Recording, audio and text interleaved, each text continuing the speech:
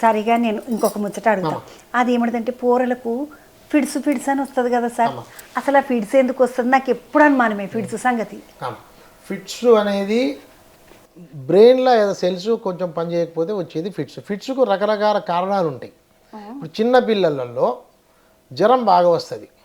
జ్వరం వచ్చిన మొదటి రోజు ఫిట్స్ వస్తాయి. ఫిట్స్ వచ్చినప్పుడు ఒక 3-5 నిమిషాలనే ఈ పిల్లలు మళ్ళీ వాళ్ళు రికవర్ అవుతారు. జ్వరం వస్తుంది. జ్వరం వచ్చిన మొదటి రోజుకే, సాధారణంగా మొదటి రోజుకే, రెండో రోజు మూడో కూడా రావచ్చు, కానీ ఆ తర్వాత వాళ్ళు కొద్ది నిమిషాలు ఫిట్స్ అయితే ఆ ఫిట్స్ అయిన తర్వాత మళ్ళీ వాళ్ళు పూర్తిగా సోయిలకు వస్తారు. అటువంటి ఫిట్స్ వల్ల నష్టమే ఉండదు. వాటిని ఫెబ్రైల్ ఫిట్స్ అంటాం. ఫెబ్రైల్ కన్వల్షన్స్, ఫెబ్రైల్ ఫిట్స్ అంటాం.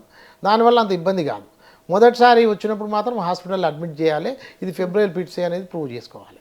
అట్లా కాకుండా మెదడులా ఇన్ఫెక్షన్ రావచ్చు. ఇందాక వైరస్లు, ఏది శ్వాసకోశంలో వైరస్లు వచ్చేటోట్లేమో అట్లా ఇంకొక జాతి వైరస్లు ఉంటాయి. ఆ వైరస్లు మెదడుకి ఎక్కుతాయి.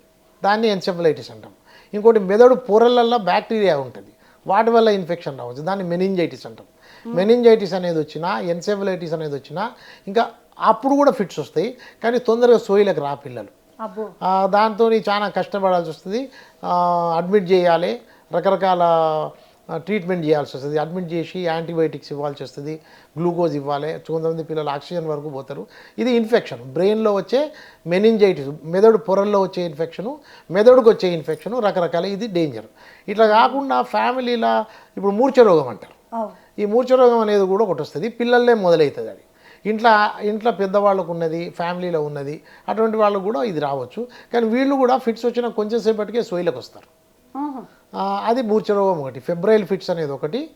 2 ఈ బ్రెయిన్లో వచ్చే ఇన్ఫెక్షన్ వల్ల వచ్చేది ఒకటి. ఇట్లా కాకుండా ఇంకా చాలా కారణాలు ఉంటాయి. వాటికి మనం అడ్మిట్ చేసి దేనివల్ల ఫిట్ వచ్చిందని చూసి ఆ ప్రకారం మనం ట్రీట్మెంట్ ఇవ్వాలి.